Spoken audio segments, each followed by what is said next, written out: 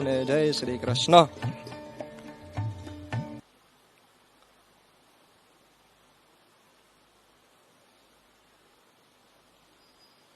નમોસ્તુ તે વ્યાસ વિશાલ બુદ્ધે ફુલ્લારવિંદાયત પત્ર નેત્રમ યેન ત્વયા ભાસિત પ્રજ્વાલિતો જ્ઞાનમય પ્રદીપ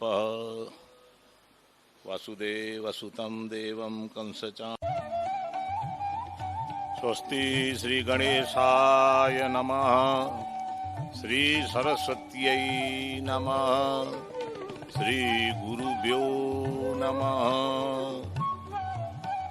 લોકાભિરામં રણરંગધીરં રાજીવનેત્રં રઘુવંશનાથં કારુણ્યરૂપં કરુણાકરંતં શ્રીરામચંદ્રં શરણં પ્રપદ્યે.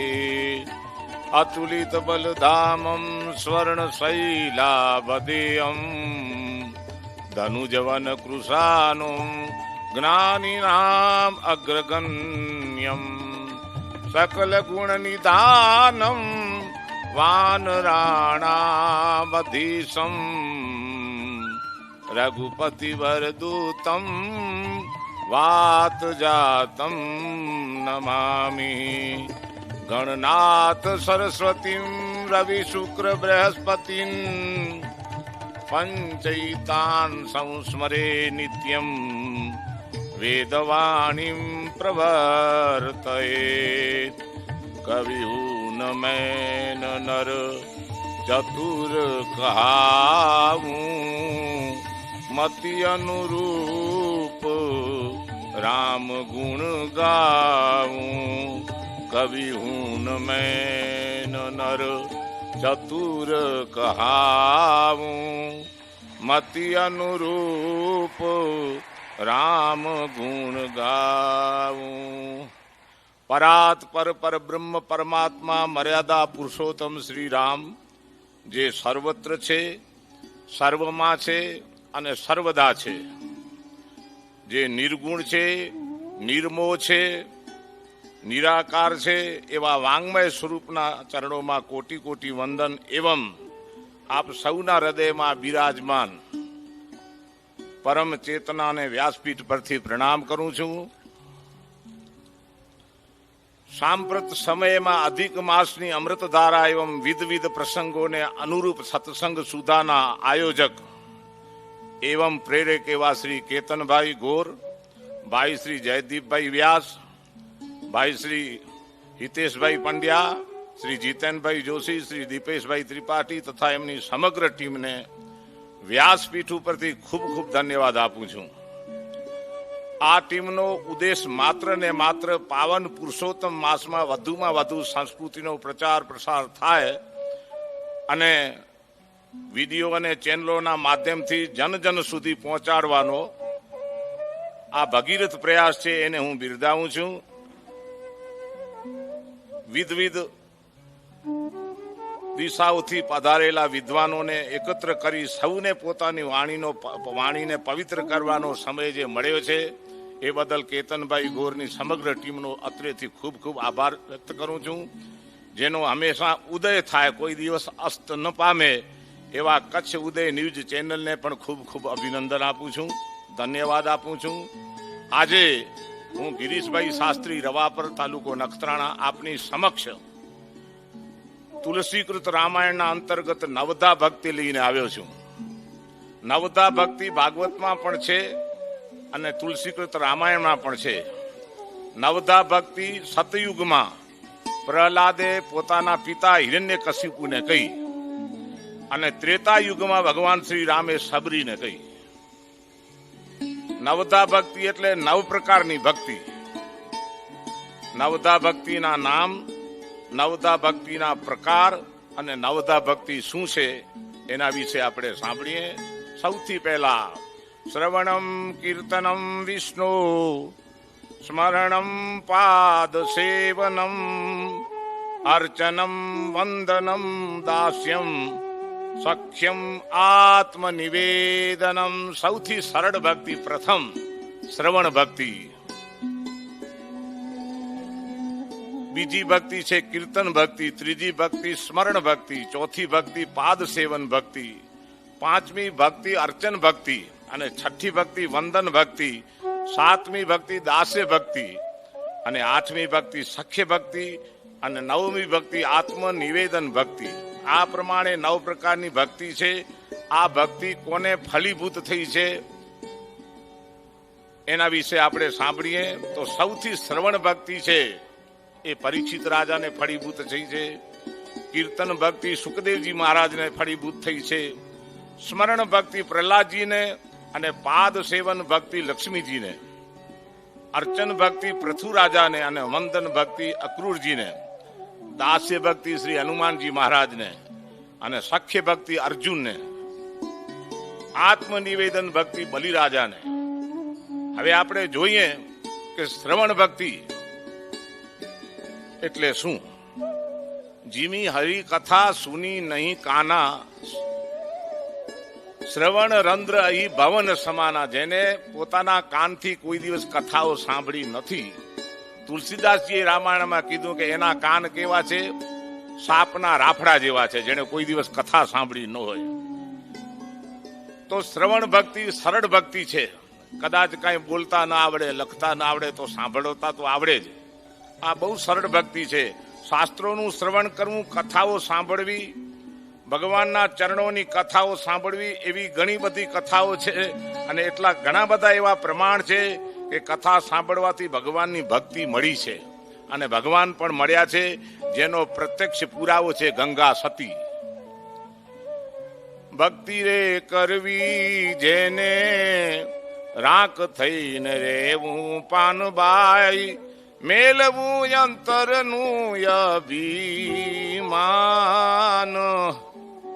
ગંગા સતીએ પોતાની વાણીમાં કીધું કે ભક્તિ કરવી, કેવી ભક્તિ કરવી, તો રાખ થઈને રહેવું પાનબાઈ, સરળતાથી રહીને ભક્તિ કરવી. એ ભક્તિ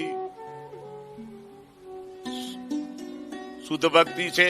અને તુલસીદાસજીએ પણ કીધું દયા ધર્મ કા મૂલ હૈ, પાપ મૂલ અભિમાન, તુલસી દયા ન છોડીએ જબ લગ ઘટ में પ્રાણ. તો આ શ્રવણ ભક્તિ છે. અને હવે બીજી ભક્તિ છે કીર્તન ભક્તિ. કીર્તન ભક્તિ એટલે શું. ભગવાનની આગળ નૃત્ય કરવું, ભગવાન આગળ ભજન ધૂન વગેરે કરવા, તેમજ સંગીતથી ભગવાનને રીઝવવા વગેરે. ઉદાહરણ તરીકે મહારાષ્ટ્રના સંત તુકારામ, ઓ માજા વિઠ્ઠલ પાંડુરંગા, રૂક્ષ્મણી સમેતા પંડરીનાથા. અને સુરદાસજીએ પણ આવી જ એક ભક્તિ કરી છે. આપણા શાસ્ત્રો એમ કે છે કે નાના એવા ગામમાં સંતવાણીનો કાર્યક્રમ હતો. આખી રાત બધા સંતોએ સંતવાણી કરી. સવાર થઈ 5 વાગ્યાનો સમય થયો એટલે બધા પોતપોતાના ઘરે ગયા. એમાં સુરદાસજી પણ બેઠા હતા. હવે બધા પોતાના ઘર તરફ પ્રયાણ કર્યું, ત્યારે સુરદાસજીએ પોતાની ઝૂંપડી તરફ પ્રયાણ કર્યું જંગલમાં. સવારના 5 વાગ્યાનો સમય છે. બધા પોતાના ઘરે ગયા છે. અને આ બાજુ સુરદાસજીએ જંગલની વાટ પકડી. એમાં બરાબર સુરદાસજી જ્યાંથી આવતા હતા રસ્તામાં એક કૂવો હતો. હવે સુરદાસજી તો દેખતા નહોતા.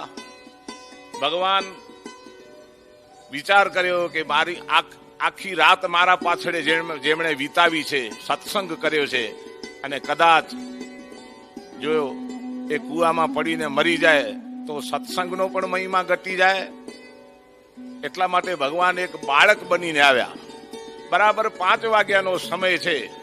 અને તે વખતે સુરદાસજીનો હાથ પકડી ભગવાને કીધું કે બેટા,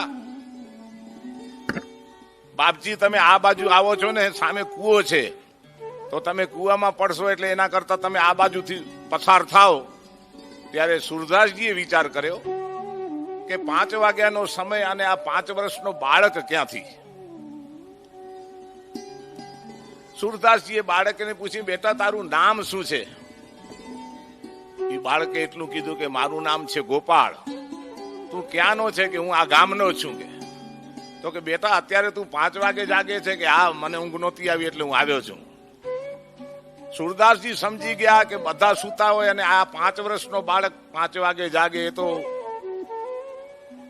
ઘણું કહેવાય. માટે આ કોઈ સામાન્ય બાળક નથી, સ્વયં ભગવાન છે. એટલે એને બાળકને એમ કીધું કે બેટા તારા મા બાપનું નામ શું છે? તો ગોપાળે એ પણ નામ લીધું પોતાના મા બાપનું. ધીરે ધીરે સુરદાસજી બાળકનો હાથ પકડતા ગયા. ભગવાને છોડાવવા માટે ખૂબ પ્રયાસ કર્યા, પણ સામાન્ય કોઈ ભક્ત પણ નહોતા સુરદાસજી જે વાત. એટલે જે હાથ પકડી લીધો એ હાથ એમણે છોડ્યો નથી. હાથ છોડ્યો નહીં એટલે ભગવાને બાનું કાઢ્યું છે અને બાનું કાઢીને હાથ છોડાવ્યો ત્યારે સુરદાસજી દેખતા નહોતા.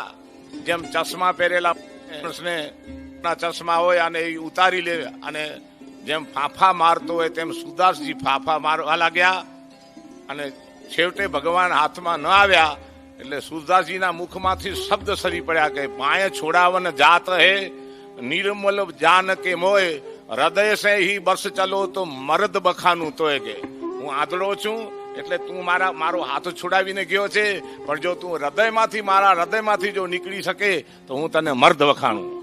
આ સુરદાસજીના શબ્દો છે. આ વાણીને આપણે કીર્તન, આ ભક્તિને આપણે કીર્તન ભક્તિ કહીએ. હવે સ્મરણ ભક્તિ એવી છે કે ભક્તિ એટલે શું? ભગવાન અને ભગવાનની ભક્તિમાં નિરંતર તત્પર રહેવું. ઉઠતા, બેઠતા, સૂતા, જાગતા હર સમયમાં ભગવાનને યાદ કરવા, દરેક વસ્તુમાં ઈશ્વરના દર્શન કરવા. કારણ કલિયુગ કેવલ નામ આધારા, સુમીર સુમીર નર ઉતરહી ભવ પારા. કળિયુગમાં તો ખાલી કેશવનું નામ જ કાફી છે, બીજું કાંઈ ના આવડે તો નમો ભગવતે વાસુદેવાય આ મંત્ર આવડે તો ઘણો છે.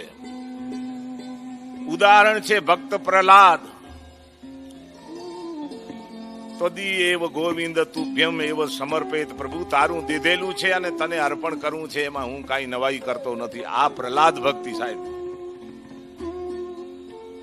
ભક્તિ કરીએ તો ના દરિયે દુરીજન લોક થી રે. ભક્તિ પ્રહલાદ જીએ કીધી. વાલે મારે ધગધગતા સ્તંભ ઠાર્યા દુરીજન દેખતા રે. હિરણ્યકશિપુએ પોતાના પુત્રને મારવા માટે ખૂબ મહેનત કરી, પણ બધી વિફળ મહેનત ગઈ. કારણ હિરણ્યકશિપુ સમજતો હતો કે મારો પુત્ર જેનું નામ લે છે મારો દુશ્મન છે વિષ્ણુ. એને મારવા માટે ખૂબ નિંદ્ય પ્રયાસ કર્યા, પણ બધા નિષ્ફળ ગયા. કારણ રામ રાખે ને કોણ મારી શકે. આ ભક્તિને સ્મરણ ભક્તિ કહીએ છીએ. હવે પાદ સેવન ભક્તિ. પાદ સેવન ભક્તિ એટલે શું? એટલે કે ભગવાનના ચરણોમાં રહેવું, ભગવાનના ચરણોથી સેવા, ભગવાનના ચરણોની સેવા કરવી. પ્રભુના ચરણની સેવાથી આચરણ પણ પવિત્ર બની જાય છે. એના પુરાવો છે મા લક્ષ્મીજીએ નારાયણની હંમેશા સેવા કરી છે અને નારાયણના ચરણમાં જ મા લક્ષ્મી રહ્યા છે. એટલે ચરણની સેવા જો કરી હોય તો લક્ષ્મીજીએ કરી. તુલસીકૃત રામાયણમાં કેવટ જ્યારે રામને નાવડીમાં બેસાડે છે ત્યારે ભગવાન રામને કહે છે કે મેં એવું સાંભળ્યું છે કે તમારામાં કાંઈ નથી, પણ તમારી જે ચરણ રજ છે એમાં એવી તાકાત છે, તમે એક પથ્થરનો તમારા ચરણનો સ્પર્શ થતા એ પથ્થર એક સ્ત્રી બની ગઈ, શલ્યામાંથી અહલ્યા બની ગઈ.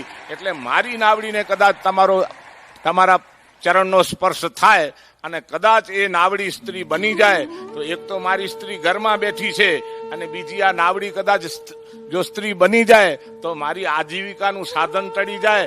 માટે ચરણ રજ ધોવા દેવો રઘુરાય. પ્રભુ મને શક પડ્યો મનમાં, રજ તમારી કામણ ગારી મારી નાવ નારી થઈ જાય તોય અમારા રંકજનની આજીવિકા ટળી જાય. આ શબ્દો કેવટના છે. તો આ ભક્તિને આપણે પાદ સેવન ભક્તિ કહીએ. અને પાંચમી ભક્તિ છે અર્ચન ભક્તિ. ભગવાનને તિલક કરી અક્ષત અર્પણ કરવા, ભગવાનના શિરે અલગ અલગ દ્રવ્યો અર્પણ કરવા. અર્ચન ભક્તિ પૃથુ મહારાજે કરી છે. અને બીજી અર્ચન ભક્તિ ગોકર્ણે પોતાના પિતાને આત્મદેવને સમજાવી છે. ધર્મમ ભજસ્વ સતતમ તેજ લોક ધર્માન સેવસ્વ સાધુ પુરુષાન જહિ કામ તૃષ્ણામ અન્યસ્ય દોષ ગુણ ચિંતન માસુ મુક્તવા સેવા કથા રસમો નિતરામ પિબત્વમ.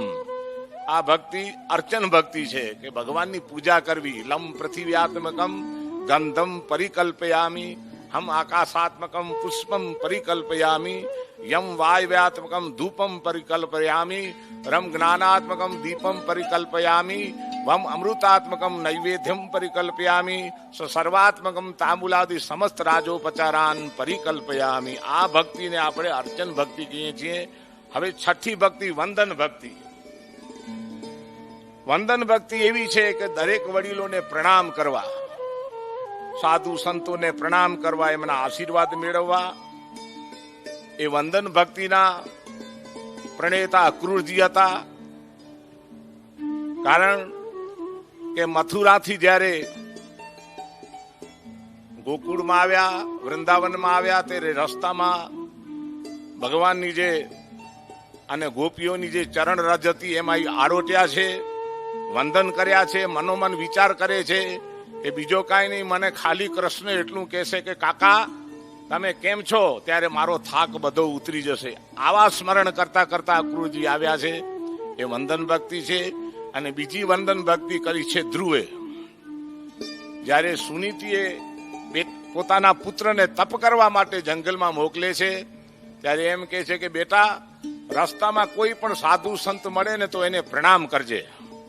અને તે વખતે ધ્રુવ ભગવાનનું નામ લઈને આગળ વધે છે. અને ભગવાને એવી કૃપા કરી ધ્રુવ પર, અને સૌથી પહેલા નારદજીને મોકલે છે. નારદજીનો અર્થ એવો છે ન રદિતિ નારદ, જેની વાત રદ ન થાય એને આપણે નારદ કહીએ છીએ. અને નારદ ધ્રુવજીની પરીક્ષા કરી છે. પણ ધ્રુવજી તો એક જ શબ્દ બોલ્યા છે, કાર્યમ સાધયામી દેયમ પાતયામી. કાં તો કાર્ય સિદ્ધ કરીને આવીશ, કાં તો આ મારું શરીર ભલે પડી જાય પણ પાછો નહીં જાઉં. અને તે વખતે નારદજીએ ધ્રુવજીને મંત્ર આપ્યો છે, ઓમ નમો ભગવતે વાસુદેવાય. આ મંત્રનો જાપ કરજે, પ્રભુની કૃપાથી તને 6 મહિનામાં ભગવાન મળી જશે. અને ભગવાન મળ્યા છે. આ ભક્તિ છઠ્ઠી ભક્તિને આપણે વંદન ભક્તિ કહીએ છીએ. હવે 7મી ભક્તિ છે દાસ્ય ભક્તિ. દાસ્ય ભક્તિમાં હમ રામજી કે રામજી હમારે હૈ, હું ભગવાનનો છું, ભગવાન મારો છે, આવો ભાવ રાખીએ, એના દાસ બનીને રહીએ, સેવા કરીએ. અને એવી સેવા દાસ ભક્તિ માટેની જો સેવા કરી હોય અને જેનો આજે પણ જોટો ન મળે એવા જો દાસ બનીને જો સેવા કરીએ તો હનુમાનજી મહારાજે દાસ ભક્તિ કરી છે. એટલા માટે હનુમાન ચાલીસામાં ભગવાન રામચંદ્રજી હનુમાનજીને કીધું કે તું મમ પ્રિય ભરત સમભાઈ. હે હનુમાન, જેટલો ભરત મને પ્રિય છે એટલો ને એટલો તું મને પ્રિય છે. કેટલો દરજ્જો મોટો આપી દેજો ભગવાન રામચંદ્રજીએ, તું મમ પ્રિય ભરત સમભાઈ. અને માં જાનકીએ પણ આશીર્વાદ આપ્યા કે અષ્ટ સિદ્ધિ નવ નિધિ કે દાતા અસવર દીન જાનકી માતા. હે હનુમાન, આજુબાજુમાં અષ્ટ સિદ્ધિ નવનિધિ તારી આજુબાજુ ફર્યા કરશે. અને સાધુ સંત કે તુમ રખવાલે અસુર નિકંદન રામ દુલારે. આ માં જાનકી આશીર્વાદ આપ્યા છે. આ ભક્તિને આપણે દાસે ભક્તિ કહીએ. અને તે વખતે હનુમાનજી એટલું બોલ્યા છે, માં તમારો સ્વામી રામ છે અને મારો એ સ્વામી રામ છે. તમે તો તમારા સ્વામી માટે ફક્ત સિંદૂરથી સેથો પૂરો છો, પણ હું આજથી મારા સ્વામીના સોગંદ ખાઈને કહું છું કે આખા શરીરે સિંદૂર લગાડી દઈશ. અને તે દિવસથી હનુમાનજીને સિંદૂર બહુ પ્રિય બની ગયું છે. આ એક દાસ ભક્તિ છે. એવું કહેવાય છે તે વખતે સીતાજીને એમ લાગ્યું કે હનુમાનજીને પોતાના સ્વામી ઉપર ગર્વ છે, એટલે હું થોડી એની પરીક્ષા લઉં. અને તે વખતે રામચંદ્ર જ્યારે રાવણને મારી પાછા અયોધ્યામાં પધાર્યા અને તે વખતે રાજ્યાભિષેકની તૈયારી થઈ, બધાને મોટી મોટી ભેટ સોગાદો આપી, પણ હનુમાનજી માટે કાંઈ બચ્યું નહીં. બાજુમાં પત્ની બેઠા હતા માં જાનકી. રામને કહ્યું કે હું જે કાંઈ ભેટ આપું છું એ તમારી જ ભેટ છે, તમારી પાસે કાંઈ ન હોય તો મને આજ્ઞા આપો તો હું હનુમાનજીને કાંઈ ભેટ આપું. ત્યારે રામચંદ્રજી એટલું કીધું કે કાંઈ પણ આપો, મારી એમાં ના નથી. તે વખતે મા જાનકીએ સાચા મોતીનો હાર કાઢ્યો છે, પોતાના ગળામાંથી ઉતારીને હનુમાનજીને આપ્યો. હનુમાનજીએ હાર હાથમાં લીધો, એક એક મોતીને તોડતા આવે અને એક એક મોતીને તોડીને ફેંકતા આવે. ત્યારે સીતાજીને એમ લાગ્યું કે આ ગમે તેમ તો વાનરને આ શું સાચા મોતીનો કિંમત હોય, આ શું સાચા મોતીની કિંમત કરી શકે, એને ખબર નથી કે આ સાચા મોતી છે એની શું કિંમત છે. મા જાનકીના મુખમાંથી શબ્દ સરી પડ્યા કે હનુમાન, તું સમજે છે કે આ જે મોતી તું ફેંકે છે એની કિંમત શું છે, ખબર છે? તો હનુમાનજી કીધું, હા માં, મને ખબર છે એની કિંમત શું છે. કે શું છે? કે ઘાસના તણખલા જેવી કિંમત છે. કેમ? તો હા, કે જે વસ્તુમાં મારો રામ ન દેખાય એ મારા માટે વસ્તુ તુચ્છ છે. આ મોતી પણ મારા માટે તુચ્છ છે. માં, આ મારું શરીર છે ને, આ શરીરમાં કદાચ ભગવાન ન દેખાય તો હું શરીરના અવયવોને તોડીને ફેંકી નાખું. એમ? કે હા, તો તને બધી જગ્યાએ હનુમાન તને બધી જગ્યાએ રામ દેખાય છે. કે માં, એકલા રામ નહીં, સાથે આપ પણ દેખાવો છો. તો એમ? કે હા. તો કે આજે મને રામ સીતાના દર્શન કરાવ. અને તે વખતે હનુમાનજીએ જય શ્રી રામ કહીને પોતાની છાતી વિદારી નાખી. અને છાતી વિદારી એટલે તે વખતે રામ અને સીતાના દર્શન સીતાજીએ કર્યા. સીતાજીને બહુ દયા આવી. વિચાર કર્યો કે આ પરીક્ષા તો લીધી, પણ પછી તો માનો હૃદય છે એટલે માને દયા આવી. અને તે વખતે બહેનો એવું કહેવાય છે કે શેથામાં સિંદૂર પૂરતી.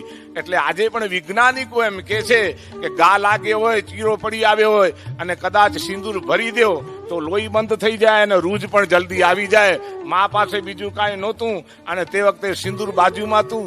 મા સિંદૂર હાથમાં લઈ ખોબો ભરીને હનુમાનજીએ જ્યાં છાતી વિદારી હતી ત્યાં સિંદૂરથી ભરી દીધી અને લોહી પણ બંધ થઈ ગયું.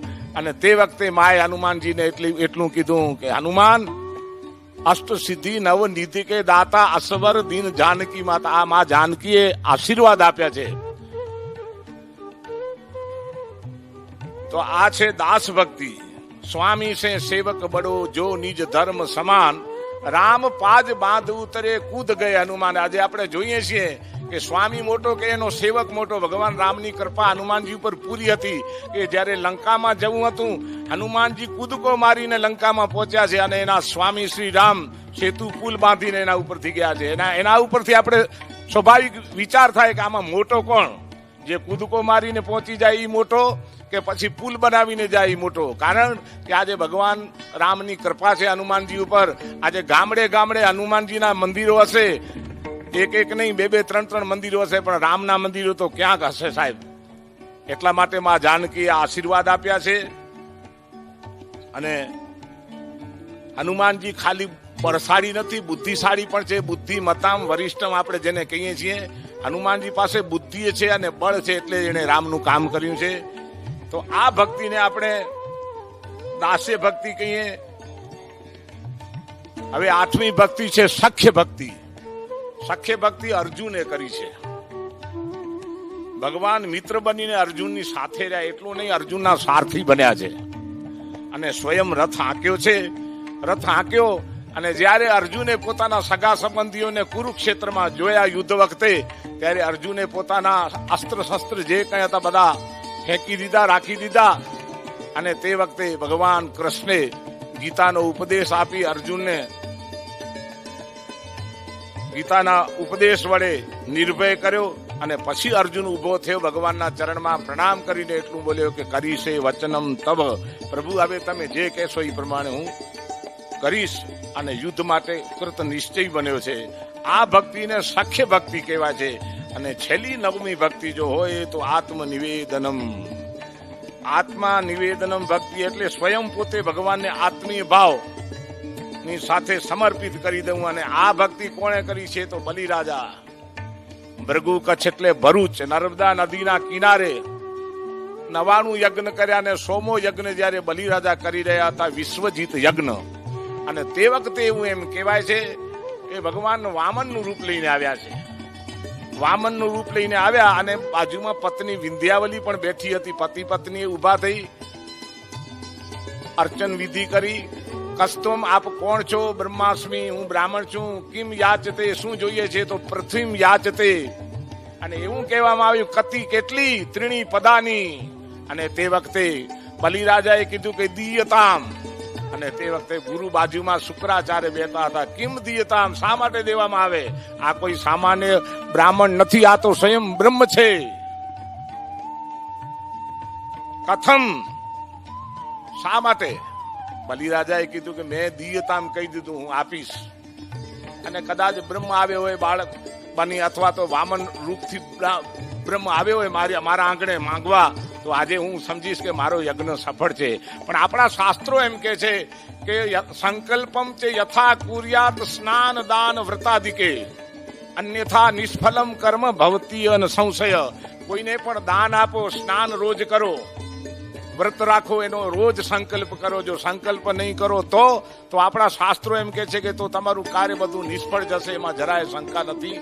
સંકલ્પમ છે યથા કુર્યાત સ્નાન દાન વ્રતાદિકે, અન્યથા નિષ્ફલમ કર્મ ભવતી હન સંશય. માટે તમારું કાર્ય નિષ્ફળ જશે.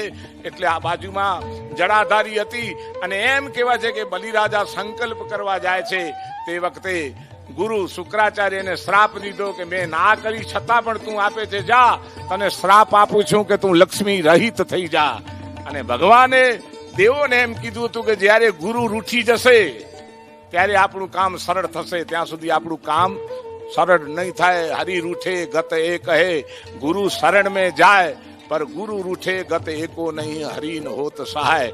ગુરુ રૂઠે ને કદાચ ભગવાન રૂઠી જાય ને તો કાંઈ વાંધો નહીં, ગુરુના શરણમાં જવું જોઈએ તો ગુરુ મનાવી લે.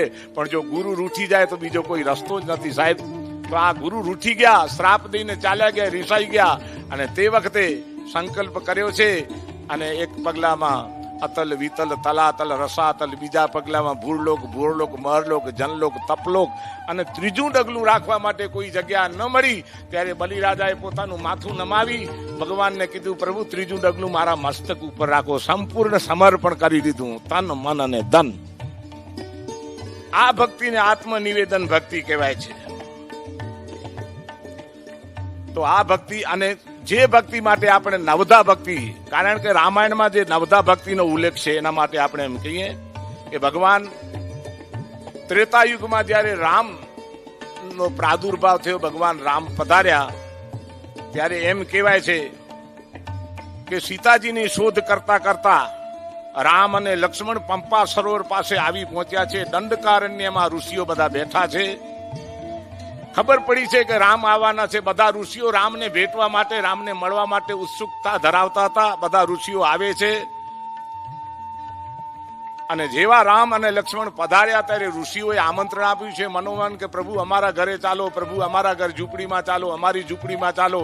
પણ ભગવાન રામે બધા જ દંડકારણ્ય તપસ્વીઓને એક જ શબ્દ આપ્યો, અને એ શબ્દ આપ્યો કે આજે હું સબરીનો અતિથિ થઈને જાઉં છું. આજે હું સબરીનો અતિથિ થઈશ. મારે કોઈને ત્યાં અત્યારે આવું નથી. હું સબરીને મળવા જાઉં છું. કારણ કે સબરી મને બધી જ વસ્તુમાં શોધે છે. જે મને શોધે એને શોધવા હું આજે જાઉં છું. હું બીજા કોઈ સંબંધમાં માનતો નથી.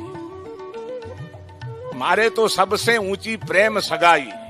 ભલે ને ભીલની કન્યા છે, પણ છતાં હું એને ત્યાં જાઉં છું. સબરીની કથા આપણે સાંભળીએ તો સબરીની કથા એવી છે કે ભીલ જ્ઞાતિની કન્યા હતી, લગ્ન થવાની તૈયારી હતી. આંગણામાં ઘણા બધા પશુઓ બાંધેલા હતા. એક દિવસ પોતાના પિતાને એટલું જ કીધું સબરીએ, પિતાજી આજે આ બધા પશુઓ આપણા આંગણામાં કેમ? ત્યારે પિતાએ એટલું કીધું કે કાલે મહેમાનો આવશે તો એને જમણવારો તો જોશે ને. પીછી ચોડેલી હતી, માંડવો પણ થઈ ગયો હતો, હાથમાં મીંડળ પણ બાંધેલું હતું. અને સબરી માને જયારે આ ખબર પડી કે મારા લગ્ન થાય અને આટલા બધા પશુઓની હત્યા થાય તો એના કરતા આ લગ્ન જ મારે ન કરવા. તો આ પશુઓ તો બચી જાય, જીવ હિસાબ બચી જાય. એટલા માટે સબરીમાં રાતના બરાબર તે જ દિવસે રાતના 12 વાગે પોતાના ઘરનો ત્યાગ કર્યો. 16 વર્ષની કન્યા હતી. વિચાર કર્યો કે મને કોણ આશરો આપશે? હું તો અબડા છું, સ્ત્રી છું. અને તે વખતે પંપા સરોવરમાં ત્યાં આવી છે. રાતવાસો એક ઝાડ ઉપર કર્યો છે. પછી નિર્ણય કર્યો કે મારે શું કરવું. એક ઝાડુ હાથમાં બનાવી અને માં સબરીએ નક્કી કર્યું કે જેટલા અહીંયા ઋષિઓ રહે છે ને બધાની ઝૂંપડીઓ સવારના વહેલી સાફ કરી નાખો. કમસે કમ આ તો સેવા થાય મારાથી, અને ઋષિઓને ખબર પણ ન પડે, ઉઠે એનાથી પહેલા હું ઝૂંપડીઓ સાફ કરી દઉં. સાહેબ આપોઆપ ઝૂંપડીઓ સાફ થવા લાગી. એમાં મતંગ ઋષિએ પોતાના શિષ્યોને કીધું કે આપણી ઝૂંપડીઓ કોણ સાફ કરી જાય છે. શિષ્યોને કીધું તમે ચોકી કરો બરાબર. અને એક રાત શિષ્યો જાગ્યા છે. બરાબર 3 થી 4 વાગ્યાનો સમય થયો છે. માં સબરી ઝાડુ લઈને આવી છે. જ્યાં ઝાડુ સાફ ઝૂંપડી સાફ કરવા લાગી ત્યાં દૂરથી મતંગ ઋષિના શિષ્યોએ હોકારો કર્યો, એ બેન જે કોઈ હોય ત્યાં ને ત્યાં ઉભી રહેજે, અમારા ગુરુનો આદેશ છે. અને તે વખતે સબરીમાં ધ્રુજ્યા છે અને હાથમાંથી ઝાડુ પડી ગયું. વિચાર કર્યો કે હું ગમે તેમ તો અધમ, મારી હલકી જ્ઞાતિ, અને આ ઋષિઓ કદાચ આ બધા ઋષિઓને કદાચ સ્પર્શ થશે તો મને શ્રાપ આપશે. એના ભયથી સબરી ધ્રુજવા લાગી. અને તે વખતે મતંગ ઋષિના શિષ્યો પોતાના ગુરુને બોલાવીને કીધું, ગુરુજી આ સ્ત્રી પકડાઈ ગઈ છે, હવે તમને જે કઈ શિક્ષા કરવી હોય તે કરો. પણ મતંગ ઋષિ સમજી ગયા કે આ શિક્ષા કરવા જેવી સ્ત્રી નથી. જ્ઞાની સે જ્ઞાની મિલે તો કરે જ્ઞાન કી બાત. તરત સમજી ગયા કે આ સ્ત્રીને ભક્તિની જરૂર છે. તરત આશીર્વાદ આપ્યા છે, બેન તું આજથી મારી દીકરી છો, તું આશ્રમમાં રહે, તું જે જાતિની હો, પણ તું મારી આશ્રમમાં રહે, અમારી શિષ્યા થા અને અમને ભક્તિમાં મદદરૂપ થા. એવી રીતે આશરો આપ્યો. પછી એમ કહેવાય છે કે ગુરુની જયારે જવાની તૈયારી હતી ત્યારે ગુરુજીને ખબર પડી કે હવે આ શરીર છોડવાનો વખત આવી ગયો છે. અને તે વખતે ગુરુએ એટલું કીધું કે જે આશ્રમ છે એની સંભાળ તારે રાખવાની છે. અને તે વખતે માં સબરીને આશ્રમ આપી અને ગુરુ ભગવાનના ધામમાં ગયા છે.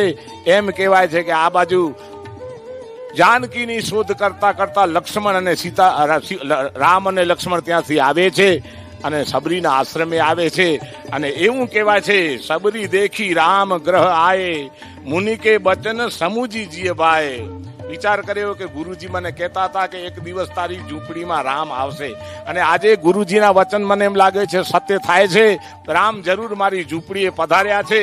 સરસીજ લોચન બાહુ વિશાલા, જટા મુકુટ શિર ઉરવન માલા, શ્યામ ગૌર સુંદર દો ભાઈ, સબરી પરી ચરણ લપટાઈ. બંને ભાઈઓના ચરણમાં પડી છે. અને પછી એવું કહેવાય છે કે ઈ બીધી અસ્તુતિ કરો જડમતી મા ભારી. સબરી એમ કે છે કે હું તો અધમ જાતિની છું અને બુદ્ધિમાં પણ જડ છું, મને કઈ સ્તુતિ કરતા આવડતી જ નથી, શું તમારી સ્તુતિ કરું. અને તે વખતે કહ રઘુપતિ સુનું ભામીની બાતા, માનવ એક ભગતિ કરનાતા. હે રઘુપતિ કહે છે, હે સબરી, હે ભામિની, હે બેન, હું એક ભક્તિના નાતાને માનું છું, બાકી બીજી કોઈ નાત જાત કે એને હું માનતો નથી. આજે હું તને નવદા ભક્તિ સંભળાવું છું. નવદા ભક્તિ કહું તો હી પાઈ, સાવધાન સુનું ધરું મન માહી. હું તને હવે નવદા ભક્તિ કહું છું, તું સાવધાન થઈને સાંભળ. પ્રથમ ભગતિ કરું સત્સંગા, દૂસરી રતિ મમ કથા પ્રસંગા. પહેલી મારી ભક્તિ કઈ છે? સત્સંગ કરવો, સજ્જનોનો સંગ કરવો. જ્યાં જ્યાં કથા કીર્તન થાય ત્યાં મારી કથામાં પ્રેમ હોવો જોઈએ. આ મારી પહેલી ભક્તિ છે. દૂસરી રતિ મમ કથા પ્રસંગા, અને મારી ભક્તિમાં ભાવ પણ હોવો જોઈએ, એ મારી દૂસરી ભક્તિ છે. અને ત્રીજી ભક્તિ ગુરુપદ પંકજ સેવા, તીસરી ભક્તિ અમાન, ગુરુના ચરણની સેવા કરવી, એ મારી ત્રીજી ભક્તિ છે. અને ચોથી ભક્તિ મમ ગુણ ગન કરી, કપટ તજી ગાન, કપટ છોડી કરી અને મારા ગુણગાન કરવા, સમૂહમાં કરવા, આ મારી ચોથી ભક્તિ છે. અને પાંચમી ભક્તિ માટે ભગવાન રામ સબરીને એમ કે છે, મંત્ર જાપ મમ દ્રઢ વિશ્વાસા, પંચમ ભજ ન શોભેદ પ્રકાશા. મંત્ર જાપ મમ દ્રઢ વિશ્વાસા, પંચમ ભજન શોભેદ પ્રકાશા. મનને દ્રઢ રાખીને મારા મંત્ર જાપ કરો. આ મારી પાંચમી ભક્તિ છે.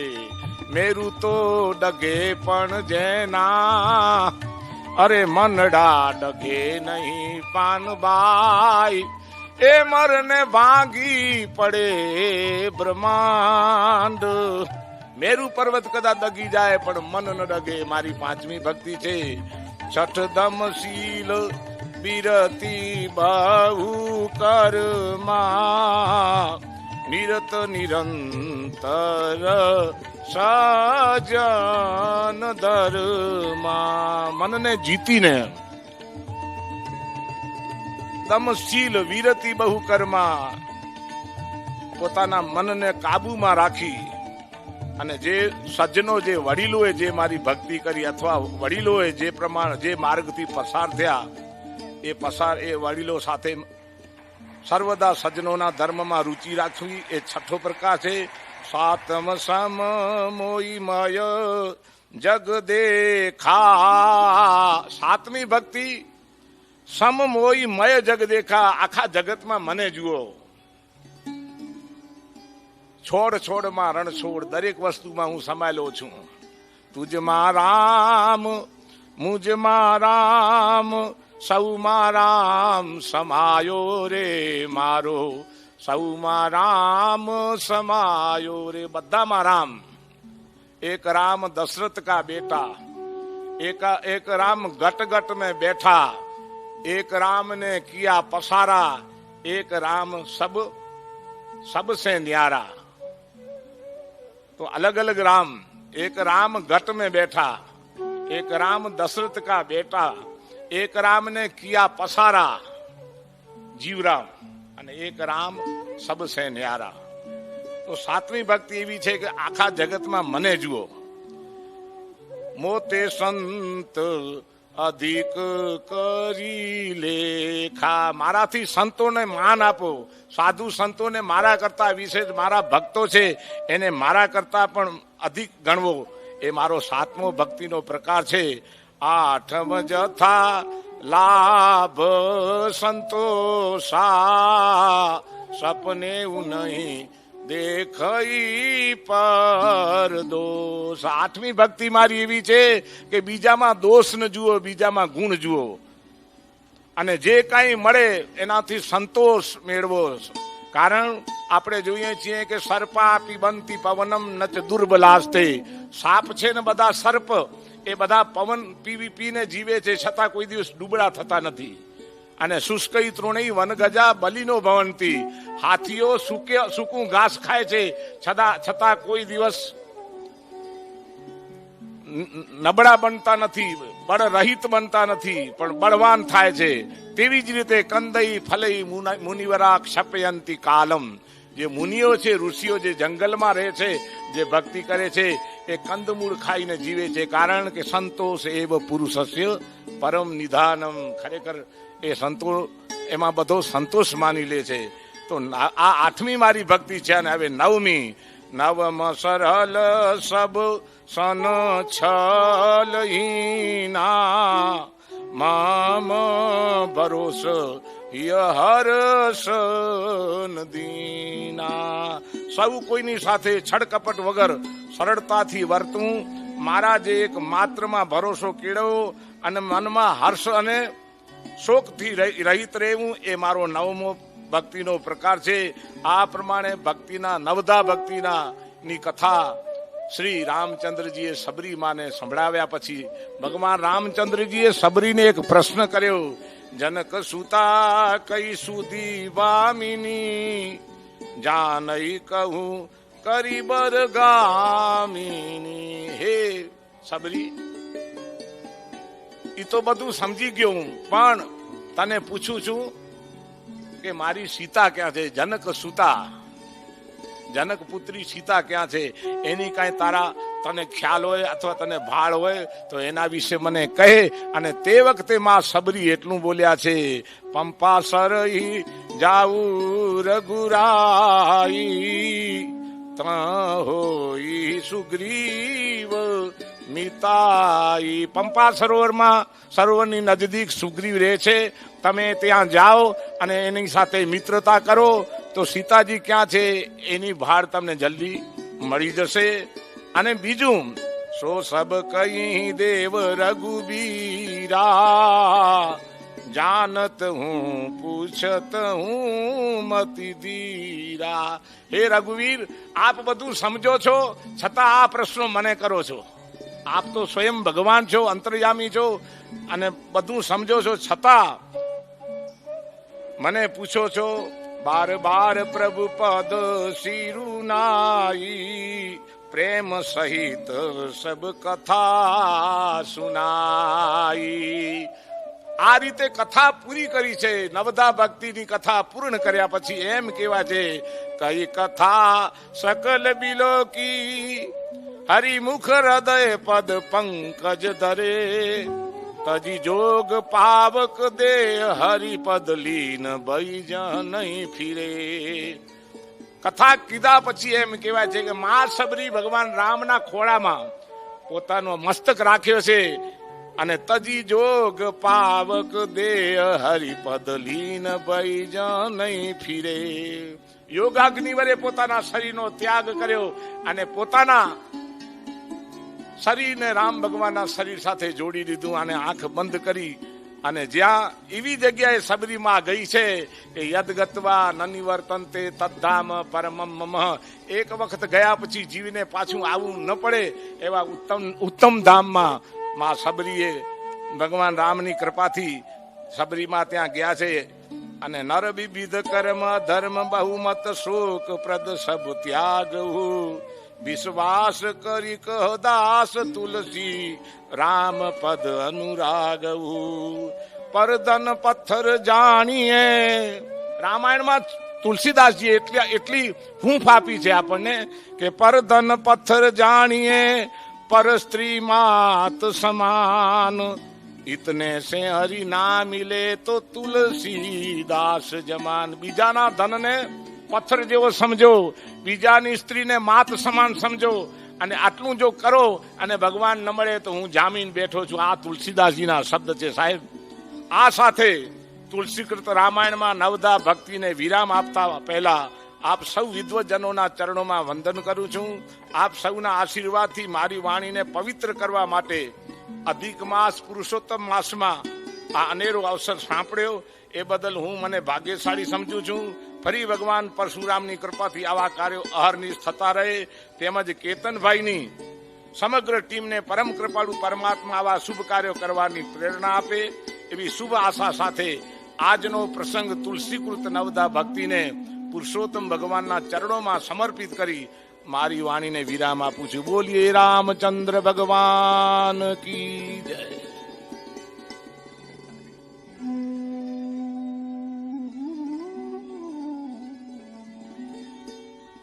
જય શ્રી કૃષ્ણ, જય શ્રી પુરુષોત્તમ નારાયણ.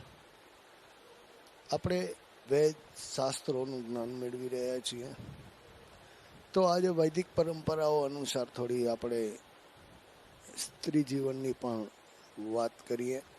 તો અગાઉના જમાનામાં સ્ત્રીઓ વહેલી ઉઠતી, ગૌનું દોયન કરતી, છાસના વલોણા કરતી અને ભગવાનના સંકીર્તન કરતા કરતા એ ભોજન બનાવતી બહેનો. તો જેવું અન્ન તેવું મન. આજે તમે જુઓ કે પહેલાંના જમાનામાં પણ આપણા વંશ પરંપરાગત આપણી આગળ આવી છે, તો એમાં સ્ત્રીઓ પુત્રને જન્મ આપતી પણ સ્વસ્થ હોતી. આજે તમે જુઓ મોટા ભાગની બહેનોને સિઝેરિયન દ્વારા પુત્ર અવતરણ કરવામાં આવે છે. તો જે આપણી પરંપરાઓ હતી એ ક્યાંક ને ક્યાંક કસરત સાથે પણ જોડાયેલી હતી. ત્યારબાદ આપણે જેવું અન્ન તેવું મનની વાત કરીએ તો એ જે રસોઈ બનાવતા ને ત્યારે કીર્તન, ભજન, ભક્તિ, ભાવ એ ગાતા રહેતા. આજે આપણે જોઈએ તો આપણે ટીવી સિરિયલનો વિરોધ નથી કરતા, પણ એમાં જે આપણે જોતા હોઈએ છીએ ને તો એમાં સમાજના ભાગલા, ઘરના ભાગલા અને અન્ય લોકો સાથે દુર્વ્યવહાર કેવો કરવો, તો એ જોતા જોતા જે રસોઈ બનાવે છે ને એ રસોઈનો મનનો વાસ એમાં અનાજમાં આવે છે. અને તમે આજે જુઓ લોકોની વધારે પડતી વૃત્તિ ભાગલાવાદી, સ્વાર્થવાદી થતી જાય છે. તો મારો નમ્ર વિનંતી છે કે આપણે જ્યારે પણ ભોજન બનાવતા હોઈએ ત્યારે ભગવાન સંકીર્તન જાળવી રાખીએ તો થોડો અન્નમાં પણ ભક્તિનો પ્રવાહ મળે. અને આ વાત છે એ વૈજ્ઞાનિક રીતે પણ સિદ્ધ થયેલી છે કે જે વાતાવરણમાં જેવું ભોજન બને છે એ વાતાવરણની અસર તેમના માનસિકતા પર થાય છે. એ જ અભ્યર્થના સાથે જય શ્રી કૃષ્ણ, જય શ્રી પુરુષોત્તમ નારાયણ.